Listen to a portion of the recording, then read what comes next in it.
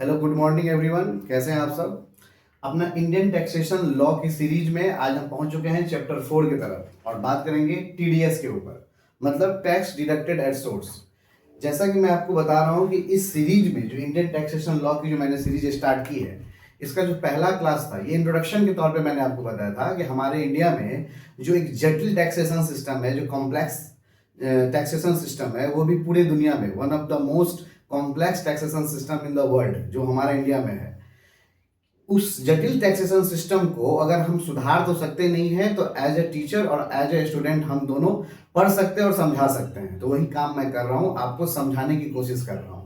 तो मैं इस सीरीज के माध्यम से 10-15 ऐसे लेक्चर बनाऊंगा जिसके माध्यम से इंडियन टैक्स सिस्टम की जो बेसिक नॉलेज है वो आप तक पहुंच जाए। इसके अंदर मेरा प्रयास रहेगा कि जितने भी 4 तरह, 5 तरह, 6 तरह, मतलब जितने भी तरह के टैक्सेशन सिस्टम है उन सब की बेसिक नॉलेज मैं आप तक पहुंचा सकूं। और इसी का प्रयास में मैं आज चैप्टर 4 तक पहुंच चुका हूं, जहां मैंने आपको स्टार्टिंग से द फर्स्ट वीडियो से पहले इंट्रोडक्शन बताया था कि हमारा इंडियन टैक्सेशन सिस्टम काम कैसे करता है। Central board of direct tax, central board of indirect tax and custom, उन दोनों का काम कैसे होता है। और उसी टॉपिक से रिलेटेड मैंने पहला टॉपिक चुना था इनकम टैक्स, और इनकम टैक्स में मैंने 3 वीडियो अपलोड कर चुके हैं ऑलरेडी, और ये हम लोगों का चौथा वीडियो अपलोड होने जा रहा है। पहले इनकम टैक्स का हमने बेसिक समझा, फिर इनकम टैक्स के सारे आईटीआर को समझा, फिर उनके सारे सोर्स ऑफ इनकम को समझा, और आज समझने जा रहे हैं कि ये इनकम टैक्स में ये टीडीएस का क्या चक्कर है, टीडीएस से रिलेटेड क्या होता है इनकम टैक्स, उसको समझेंगे। तो without wasting of our time चलिए शुरू करते हैं इंडियन टैक्सेशन सिस्टम चैप्टर 4, और बात करेंगे टीडीएस मतलब टैक्स डिडक्शन एट सोर्स। मतलब ये टैक्स डिडक्ट कब होता है। तो कहता है कि टीडीएस का प्रोविजन कि ensure the collection of income tax at the source, मतलब जब भी कोई ट्रांजैक्शन ऐसा होगा जहां इनकम टैक्स को लगेगा कि ये जो नॉलेज है, ये जो डिडक्शन है, ये ट्रांजैक्शन है, ये हमारे नॉलेज में आना चाहिए। मतलब इनकम टैक्स के नॉलेज में, इनकम टैक्स की अथॉरिटी के नॉलेज में ये ट्रांजैक्शन उनको आना चाहिए। तो इसके लिए वो करते क्या है कि जो बायर और सेलर होते हैं, या जो डिडक्टर और डिडक्टी होते हैं, या दो पर्सन जिसके बीच में ट्रांजैक्शन हुआ है, उन दोनों में से किसी एक को कहते हैं कि आप इस ट्रांजैक्शन का कुछ पार्ट मुझे आप डिपॉजिट कर दीजिए। इससे मुझे पता चल जाएगा कि ये ट्रांजैक्शन आप दोनों में लेन देन हुआ है। जब नेक्स्ट टाइम सामने वाला बायर उस सेलर उस चीज को क्लेम करेगा, तब मैं उसे इस चीज को लौटा दूंगा। मतलब अपने पास मैं अभी रख रहा हूं जस्ट अ प्रूफ, और जब सामने वाला क्लेम करेगा तो मैं उसे लौटा दूंगा। तो ये क्या करता है, just ensure the collection of income tax. एक तरह का ये इनकम टैक्स बताता है कि आप कहां से, किस तरह सोर्स से अपने इनकम को गेन कर रहे हैं, और उसी का ये कलेक्शन है टीडीएस। कोई गवर्नमेंट के पास ये डिपॉजिट नहीं होता है, ये आप ही का पैसा है। गवर्नमेंट बस सेव रखती है एक कलेक्शन के तौर पे, कि एक डेटे के तौर पे कि ये डाटा कहाँ काम आने वाली है। और वो कब होती है, तो कोई भी सोर्स से हो सकती है। चाहे अगर आप जो 5 हेड सोर्स ऑफ इनकम है, चाहे आप सैलरी से अर्न करते हैं तो टीडीएस डिडक्ट हो जाएगा, आप हाउस प्रॉपर्टी से करते हैं तो से आपका टीडीएस डिडक्ट हो जाएगा, आप अदर सोर्स ऑफ इनकम से कुछ भी इनकम अर्न करते हैं तो टीडीएस डिडक्ट हो जाएगा, आप अगर बिजनेस एंड प्रोफेशन से कोई काम ऐसे करते हैं जहां से आपका इनकम का सोर्स है, वहां से भी टीडीएस डिडक्ट हो जाएगा। कहीं कैपिटल गेन्स के रिलेटेड अगर आप इनकम अर्न करते हैं तो वहां भी टीडीएस आपका डिडक्ट हो जाएगा। तो जितने भी तरह के सोर्स ऑफ इनकम है हमारे इंडियन टैक्सेशन सिस्टम के इनकम टैक्स में, उन सारे सोर्स ऑफ इनकम के ऊपर टीडीएस डिडक्ट होता है just a collection of a data, माने डाटा कलेक्शन करने के लिए बायर और सेलर के बीच में। समझ गए। अब इसको चीज हम समझते हैं कि टीडीएस का पूरा प्रारूप जो होता है, प्रोविजन, वो काम कैसे करता है। तो पहले तो टीडीएस डिडक्ट करने के लिए हम देखते हैं कि एप्लीकेबिलिटी क्या है, मतलब आपकी जो एप्लीकेबल है वो किस तरह से है, मतलब with certain terms and condition पे आप एप्लीकेबल हो टीडीएस डिडक्ट करने के लिए। तो पहला चीज वो हम लोग समझेंगे। दूसरा कि किस टीडीएस रेट के थ्रू काटेंगे, मतलब कितना टीडीएस काटना है, कितना डिडक्ट करना है। मान लीजिए सपोज कीजिए आपको किसी को 1 लाख रुपया देना है, तो उस पर कोई रेट तो फिक्स होगा गवर्नमेंट की तरफ से कि आप इस पे 1% काटिए, या 2% इस पे डिडक्ट कीजिए, या 10% डिडक्ट कीजिए। तो उस टीडीएस रेट को हम लोग समझेंगे। उसके बाद हम लोग समझेंगे कि टीडीएस डिडक्शन का सेक्शन कौन कौन सा होता है, मतलब किस सेक्शन के थ्रू हम लोग टीडीएस को डिडक्ट करते हैं। और जो लास्ट है वो होता है हम लोग का टीडीएस रिटर्न और सर्टिफिकेट, मतलब जब हम लोग डिडक्ट कर देते हैं तो किस कौन सा फॉर्म फिलअप करेंगे जिसके थ्रू टीडीएस डिडक्ट होगा और गवर्नमेंट के पास डिपॉजिट हो जाएगा, और जिस पर्सन के बिहाफ में हमने टीडीएस डिडक्ट किया है उसको कौन सा सर्टिफिकेट देंगे ताकि वो इन फ्यूचर उस पैसे को क्लेम कर सके। समझ में आ गया। तो चलिए स्टार्ट करते हैं एप्लीकेबिलिटी थे। देखिए एप्लीकेशन क्या होना चाहिए, तो आपके पास जो सर्टेन टर्म्स एंड कंडीशन होना चाहिए टीडीएस डिडक्ट करने का, वो होता है वेरियस टाइप। जैसे मैंने कहा जो सोर्स ऑफ इनकम है आपका 5 हेड सोर्स ऑफ इनकम, आप अगर किसी को सैलरी दे रहे हैं, अगर आप एम्प्लॉयर हैं तो आप अपने एम्प्लॉय के ऊपर सैलरी दे रहे हैं, और सामने वाले जो एम्प्लॉय है अगर वो उनका जो इनकम है वो स्लैब से ऊपर है, मतलब गवर्नमेंट की जो नॉर्म्स है, चाहे वो 2.5 लाख हो या 5 लाख हो या 7 लाख हो या 12 लाख, अगर नॉर्म से ऊपर है और अगर वो स्लैब के हिसाब से अगर वो टैक्सेशन के अंदर आता है, उसके ऊपर अगर टैक्स एप्लीकेबल होता है, अगर वो टैक्स की लायबिलिटी में आता है, अगर टैक्स का बर्डन उसके ऊपर आता है, तो एज ए एम्प्लॉयर आपकी रिस्पॉन्सिबिलिटी है कि जब उसको आप सैलरी देते हैं तो टीडीएस डिडक्ट करके देंगे। समझ गए? सिमिलरली जब कोई बैंक इंटरेस्ट किसी को देता है या कोई लेंडर जब किसी को लोन देता है, तो लोन का जब इंटरेस्ट मिलता है तो बोरोवर और लेंडर के बीच में होता है। तो बोरोवर का काम है कि सारा इंटरेस्ट का पेमेंट उसे ना करके कुछ इंटरेस्ट का portion as a TDS deduct करके सामने वाले को डिपॉजिट कर दे। सपोज कीजिए अगर उसे इंटरेस्ट के रूप में अगर 50,000 रुपया देना है, तो वो उसका कुछ पोर्शन 5,000 रुपया वो डिडक्ट करके रिमेनिंग 45,000 उसे दे देगा, और ये गवर्नमेंट को बता देगा कि मैंने इनसे लोन लिया था और लोन के बदले जो इंटरेस्ट दे रहा हूँ उसका रिमेनिंग पोर्शन मैं आपको बता रहा हूँ कि मैंने लोन लिया था, लोन का सर्टेन अमाउंट मैं आपको बता रहा हूँ कि मैं इंटरेस्ट दे रहा हूँ, कुछ पार्ट आप समझ लीजिए कि मैंने ये लोन का ट्रांजेक्शन किया था। समझ गए? सिमिलरली जब कोई रेंट लेता है, तो जो टेनेंट होता है, लैंडलॉर्ड होता है, उन दोनों के बीच में जब टेनेंट अपने लैंडलॉर्ड को रेंट देता है तो उस वक्त वो टीडीएस डिडक्ट करके देता है। ठीक है? अब इन सब में एक सर्टेन लिमिट होती है, वो हम लोग इनकम टैक्स की जो डिटेल जब पढ़ेंगे तो उन सब की एक नॉर्म्स को, लिमिट को समझते चलेंगे। ठीक है? उसी तरह एक प्रोफेशनल फीस होती है, चाहे एक एडवोकेट की हो या किसी भी टेक्नीशियन की हो, जो प्रोफेशनल काम करते हैं, चाहे सीए हो, एडवोकेट हो, टीचर हो, तो इन सब की प्रोफेशनल फीस होती है। तो ये जो किसी को सर्विस देते हैं, चाहे अपने स्टूडेंट को हो या क्लाइंट को हो, तो सामने वाला जो टीचर स्टूडेंट होगा या क्लाइंट होगा जो इनको पेमेंट करेगा, तो एक प्रोफेशनल फीस के तौर पे टीडीएस डिडक्ट करके इनको पेमेंट करेगा। समझ गए? सिमिलरली जब डिविडेंड कोई भी फर्म अपने शेयर के ऊपर जो एक्स्ट्रा इनकम होती है वो उसको जब डिविडेंड के रूप में अगर अपने शेयर होल्डर को देती है, और उस डिविडेंड का जो एक सर्टेन लिमिट जो गवर्नमेंट की तरफ से प्रिस्क्राइब्ड है, अगर वो एक्सीड हो जाता है, तो वो जो शेयर होल्डर जो शेयर फर्म है वो भी अपने उस डिविडेंड इनकम के ऊपर कुछ टीडीएस डिडक्ट करके अपने शेयर होल्डर को पेमेंट करेगी। सिमिलरली है कमीशन, जब कोई एक दूसरे से काम करता है, तो बायर और सेलर के बीच में अगर किसी चीज को, एजेंट को अगर किसी चीज में मुनाफा हो रहा है, इनकम हो रहा है एज ए कमीशन, तो सामने वाला जो बायर और सेलर है वो उन्हें कमीशन देंगे, लेकिन उस पर कमीशन का कुछ part as a TDS deduct करके फिर उनको ट्रांजैक्शन करेगी। पेमेंट टू कॉन्ट्रैक्टर, जो बड़े बड़े लोग होते हैं जो आप कहीं देखते हैं कि कॉन्ट्रैक्ट बेसिस में काम करते हैं, तो वो भी अपने कॉन्ट्रैक्टर को या कॉन्ट्रैक्टर अपने पार्टी को या क्लाइंट को जो पेमेंट करेंगे वो क्या करेंगे, टीडीएस डिडक्ट करने के बाद। तो हम लोग एप्लीकेशन समझ गए कि क्या होती है एप्लीकेबिलिटी, कि जो वेरियस सोर्स ऑफ इनकम है उस सोर्स ऑफ इनकम के ऊपर जो भी ट्रांजैक्शन होंगी, बायर या सेलर, लैंडलॉर्ड या टेनेंट, समझ गए? इसी तरह से एम्प्लॉयर एम्प्लॉई, इस तरह से जो पेमेंट होते हैं गवर्नमेंट के अंदर जो प्रिस्क्राइब लिमिट होती है, अगर वो लिमिट को एक्सीड करते हैं आप, तो गवर्नमेंट कहती है कि आप मुझे इन्फॉर्म कीजिए। वो इन्फॉर्म कैसे होती है, तो टीडीएस डिडक्ट करने के बाद। तो अब गवर्नमेंट कैसे समझेगी टीडीएस डिडक्ट करिए तो ये रेंट का है, ये सैलरी का है, उसके लिए बताया जाता है ये सेक्शन। ठीक है? उस सेक्शन से पहले ये समझ लीजिए कि उसका परसेंटेज क्या होता है। तो नंबर 2 में आता है टीडीएस का रेट। हमारे इंडिया में मिनिमम जो टीडीएस का रेट है वो 0.1% है। वो किस चीज पे है, तो वो है एज पर सेक्शन 194Q। जब आप बायर और सेलर जब किसी से एक परचेस करते हैं कोई भी गुड्स, अगर उनका ईयरली ट्रांजैक्शन 50 लाख के ऊपर हो जाता है, तो उन्हें 0.1% के हिसाब से टीडीएस डिडक्ट करना पड़ता है। ये मिनिमम टीडीएस रेट है as per the income tax act of Indian taxation. और मैक्सिमम क्या है, 30%। जब कोई लॉटरी से इनकम आपको होती है तो गवर्नमेंट ऑलरेडी 30% डिडक्ट करके आपको रिमेनिंग पेमेंट करती है। तो दो रेट है, एक 0.1 जो सबसे मिनिमम है और 30% जो सबसे मैक्सिमम है अभी तक। लेकिन जो आपके जो डेली बेसिस पे टीडीएस का काम होगा वो होगा 1%, 2%, 10%। यही मैक्सिमम आप टीडीएस रेट्स के कारण आप डिडक्ट करते हैं।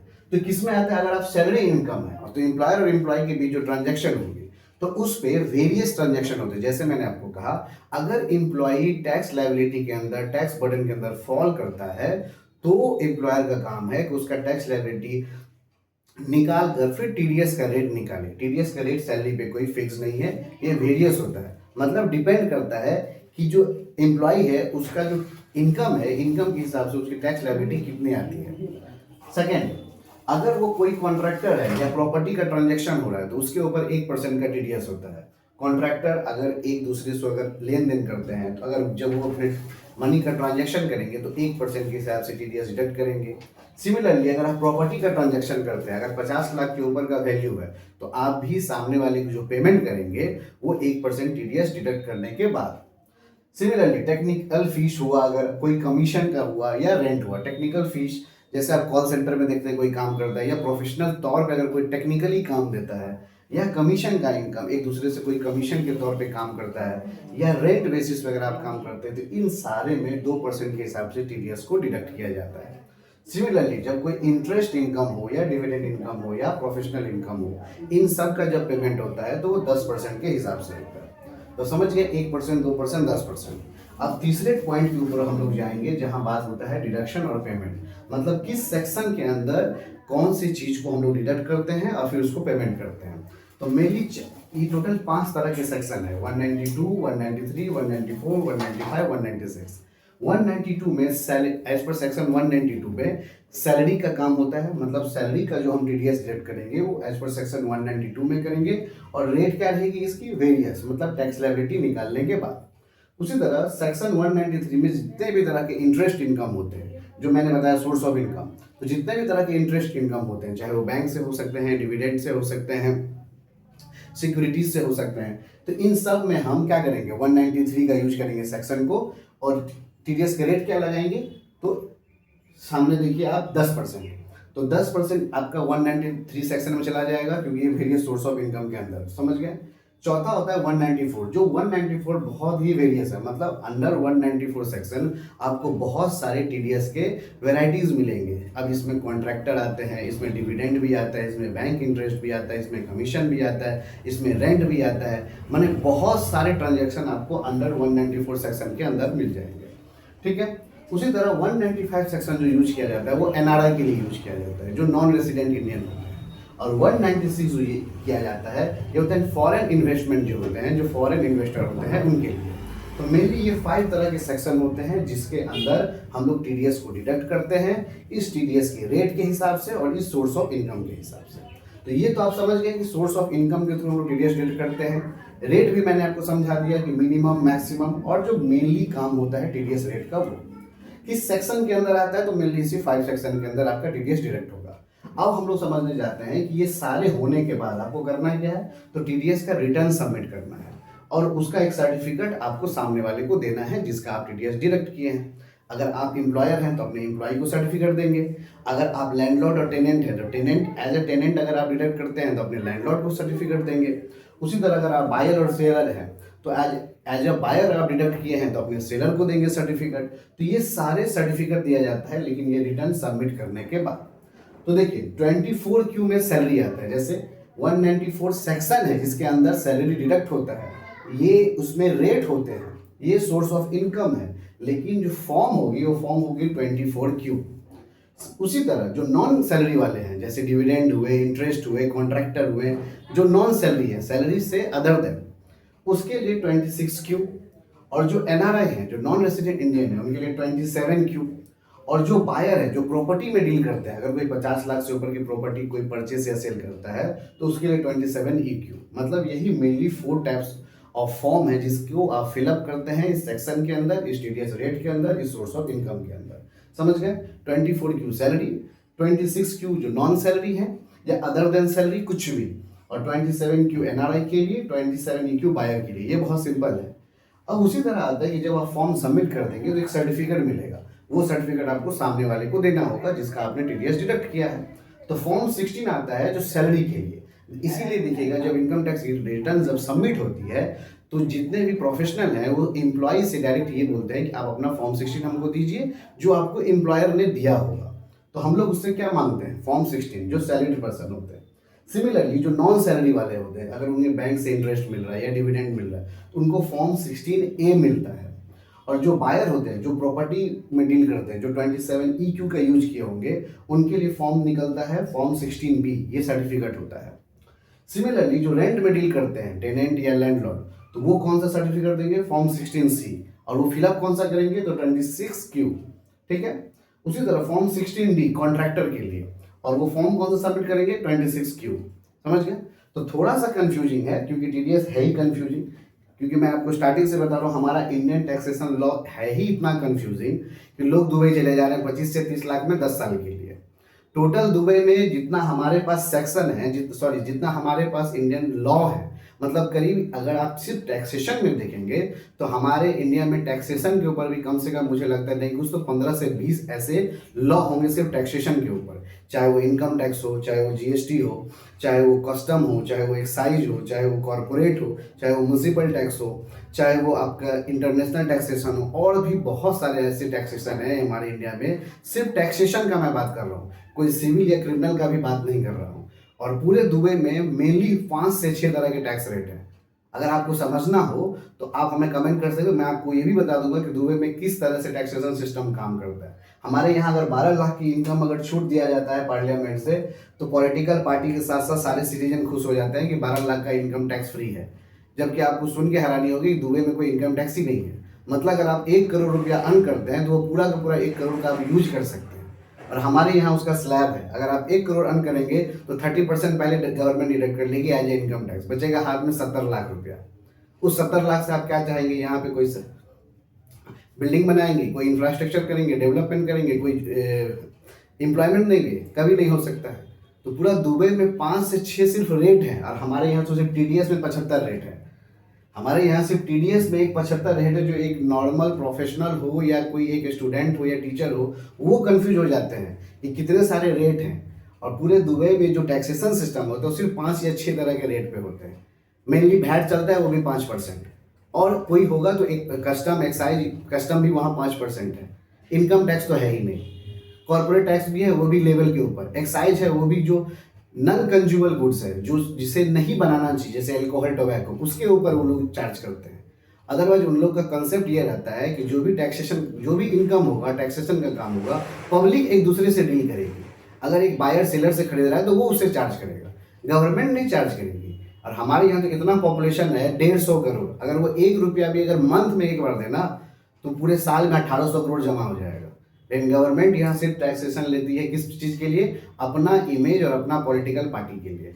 अगर उस तरह से अगर डेवलपमेंट के बेसिस पर अगर देखा जाए तो जितना इंडियन गवर्नमेंट टैक्स लेती है वो दुनिया में किसी के पास नहीं है। फिर भी यहाँ के एक जो रिच मैन होते हैं या सैलड होते हैं जो टैक्स देते हैं, उन्हें सर्विस मिलती है रोमानिया से भी ज़्यादा खराब।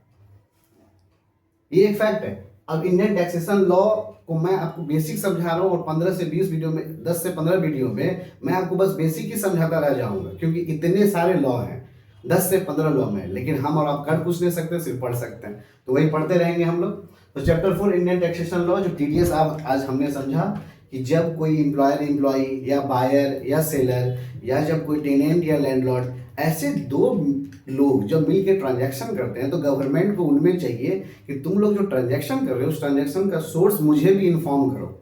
और वो अपने पास एक डिपॉजिट रखती है, और जब सामने वाला उसको क्लेम करता है तो उसे वो इंटरेस्ट के तौर पे वापस दे देती है। लेकिन उसका हमने प्रीव्यू की समझा, प्रीव्यू सब इस हिसाब से समझा कि पहले आपको चूज करना होगा टीडीएस के लिए कि आप किस सोर्स ऑफ इनकम के अंदर फॉल करते हैं। मतलब 2 पर्सन के बीच में जब कोई ट्रांजैक्शन होगी तो किस सोर्स ऑफ इनकम के हिसाब से, मतलब किस माध्यम के हिसाब से हो रही है। क्या सैलरी आदान प्रदान किया जा रहा है, या इंटरेस्ट दिया जा रहा है, या रेंट दिया जा रहा है, या प्रोफेशनल फीस के तौर पे पेमेंट आप कर रहे हैं, या आप किसी को डिविडेंड दे रहे हैं, या कमीशन दे रहे हैं, या पेमेंट कर रहे हैं कॉन्ट्रैक्टर को। ऐसे बहुत सारे सोर्स ऑफ इनकम है, होते मेनली 5 है, लेकिन उसी 5 के अंदर बहुत सारे सोर्स ऑफ इनकम है जो आपको पहले ये पता करना होगा। आप जब एप्लीकेबल हो जाएंगे फिर आपको देखना होगा कि हम कौन से टीडीएस रेट को यूज करेंगे, मतलब हम जिससे ट्रांजैक्शन कर रहे हैं उस पर रेट कितना होगा। तो सैलरी के लिए आपको निकालने होंगे टैक्स। उसके बाद कॉन्ट्रैक्टर हैं या प्रॉपर्टी का ट्रांजैक्शन कर रहे हैं तो 1% टीडीएस डिडक्ट करेंगे। टेक्निकल फीस, कमीशन, रेंट, इस समय 2%, पहले कमीशन में 5 होता था, अब 2 हो रहा है। तो इस चीज़ को थोड़ा ध्यान दीजिएगा, इस साल से 2% होने वाला है। उसी तरह अगर इंटरेस्ट, डिविडेंड, प्रोफेशनल फीस में अगर आप ट्रांजैक्शन करते हैं तो 10% टीडीएस डिडक्ट करेंगे। और ये डिडक्ट करेंगे किसके अंदर, तो ये सारे सेक्शन है, ये सारे सेक्शन है 192, 193, 194, 195, 196।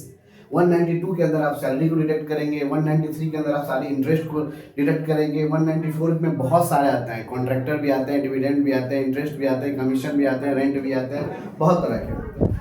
195 एनआरआई के लिए होता है जो नॉन रेजिडेंट इंडियन होते हैं, 196 जो फॉरेन इन्वेस्टर होते हैं उनके लिए होता है। तो ये तो मिल गया आपको सेक्शन।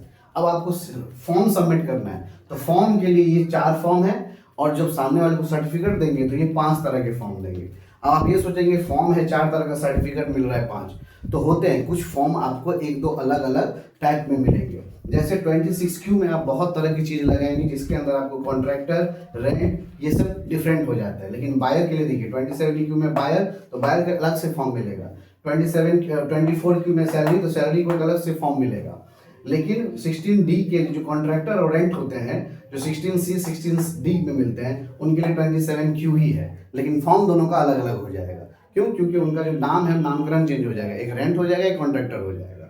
तो 4 तरह के फॉर्म है, सैलरी, नॉन सैलरी, एनआरआई और बायर। उसी तरह सर्टिफिकेट मिलेंगे 5, सैलरी, नॉन सैलरी, बायर और रेंट और कॉन्ट्रैक्टर के लिए। समझ गए?